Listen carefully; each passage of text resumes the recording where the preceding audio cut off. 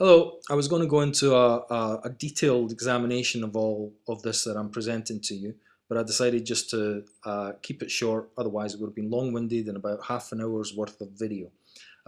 So I ask you just to watch this video, read the attachments carefully, and then come to your conclusion, because you will not have sovereignty and you will not have independence. And Mr. Salmond knows this. First up, we have Bernie Madoff. Haha, I hear you say. What has that got to do with the SNP, sovereignty, and independence for Scotland? Well, if you read this and then you carry on through the video and you carry on through the attachments, you'll find out exactly what it has got to do with sovereignty and independence for Scotland, because what we're looking at is a global Ponzi scheme.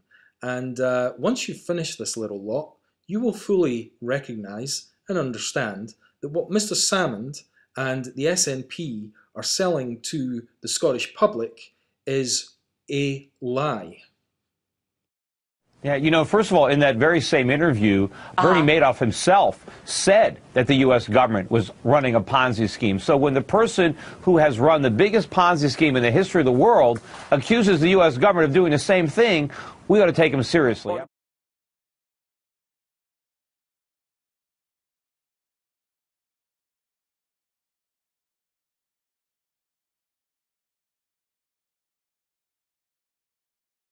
Douglas Carswell MP in the House of Commons just recently, over the past few months, I think it was perhaps late last year, introducing a banking bill for the reform of the banks and the reform of the fractional reserve banking system.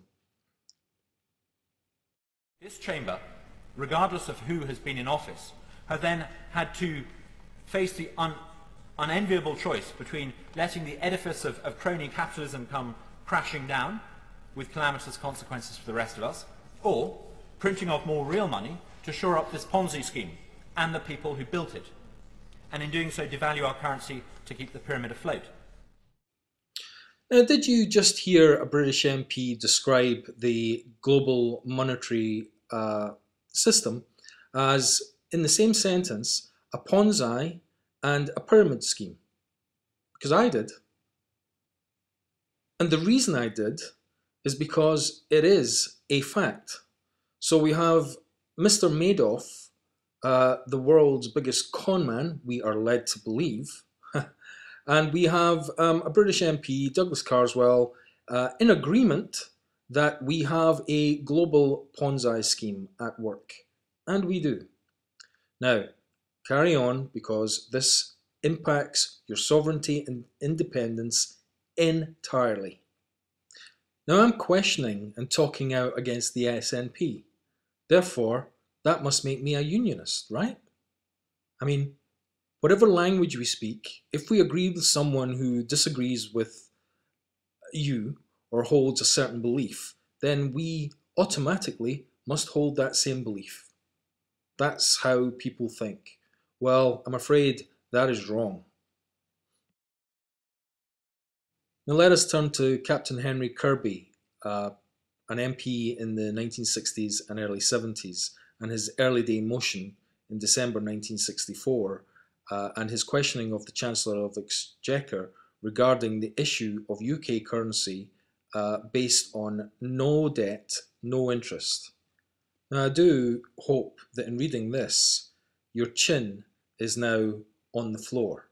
The government, the Chancellor of the Exchequer, is basically saying to Mr. Kirby, it is not government policy to eliminate the national debt. Now, whereas Captain Kirby actually gets an answer to his previous question, which is an incredible answer, what you see here is he simply gets no. He asks the Chancellor whether he will take steps to ensure that all government financial requirements be provided by, therefore currency, be provided free of debt and interest by the Bank of England. For there's no need to borrow our money. And Mr. Diamond, as you can see, simply says, no. That's it. No. What does that mean? I seriously hope you people understand this. Now the following is Captain Kirby's EDM, the actual EDM, which you can pause and read at your leisure, but it is attachment 1 on the email I've sent you. It includes not only the EDM itself, but Captain Kirby's comments to the EDM. Now here's just one of those comments, and consider this, and consider it very simply, because it is very simple. Who is in control, the creditor or the debtor? Who owns your house? If you don't pay your mortgage, who takes that house away? The government borrows money, so who's in control, the government or those private individuals who they borrow the money from? Therefore, there is no sovereignty. And there is no sovereignty because as these private individuals, these private interests, lend money to our government, and our government issues this money to us, and we pay the tax associated with our earnings on it, these same private individuals, bankers, central banks, associated with the EU, associated with the IMF, they control our entire national destiny. They control our economy, they control the privatizations, and there is a spate of privatizations, a spate of sell-offs. This country, the UK, is in bankruptcy, as will be Scotland. There will be no difference. We will still be in hock to the bankers, and the IMF and the EU will still control our legislation, because we must put in the legislation that they wish to see, because they control the nation and the government.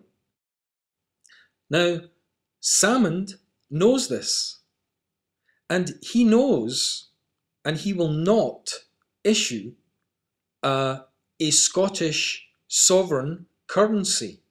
He will still go and borrow, as every country in the world does, except for 1 or 2 who happen to be targeted by us as rogue nations. He will serve the powers that be. He will serve the banking interests, okay? And it will make no difference whether we have ejected ourselves from Westminster, because the entire legislation of the European Union members, and Scotland will be one, is controlled by the EU, just as all UK law today is controlled and put in place by EU legislation.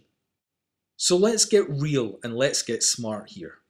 We have an entire UK, we have an entire world talking austerity because bankers have been bailed out. They caused the problem. We know that. Now, these same bankers own and control our governments. The austerity measures are being put in to bail out, to pay back these bankers. That is the whole reason for the austerity measures. The austerity measures are because of the borrowing of governments from these banks. Yet, just wait for it, you will hear Ben Bernanke of the Federal Reserve System being put in a corner and being checkmated, and the only word he can say in answer to this question is yes. And that is the fundamental issue. There is no need for a national debt, none whatsoever.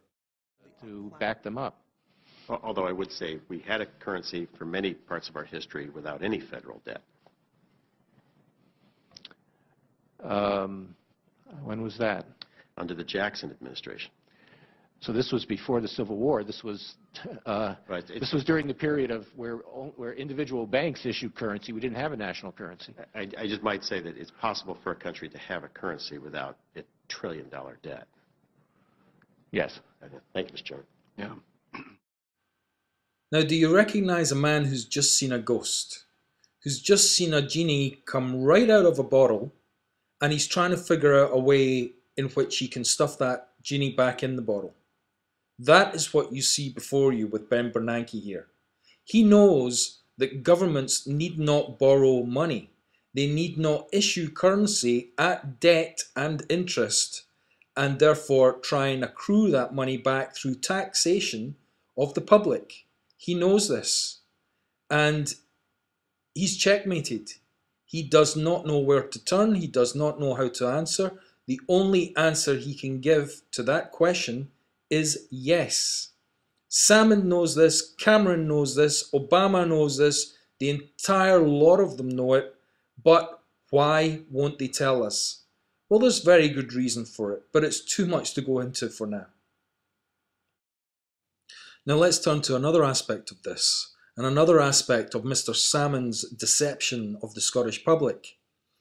Why is Mr. Salmond now so much of a royalist? Why does he want the monarchy as a part of the Scottish system? Well, I'll tell you why. Because it is Her Majesty's armed forces. It is Her Majesty's government. It is Her Majesty's loyal opposition. It is Her Majesty's courts, judiciary, police. It is Her Majesty's seabed. Yes, you heard that right. It's Her Majesty's seabed, Her Majesty's UK continental shelf, and it is Her Majesty's oil. Let me explain that. Why are we investing in offshore wind farms? Well, this is the reason. Because the Queen, or more correctly, because it should not be her personally, because she is a constitutional monarch, therefore she holds the office of the monarch, like a CEO holds the office of CEO in a company. That is exactly how it should be under the British Constitution. But she has interpreted it, as have the entire establishment, that she personally owns the seabed. Now the interesting thing is that all the wind farms, all the investment are being deployed, or most of them, on her seabed. And as you can see here, she profits from it. She owns it. She gets the royalties from it. But you see, there's more to it than that, because this is the UK continental shelf.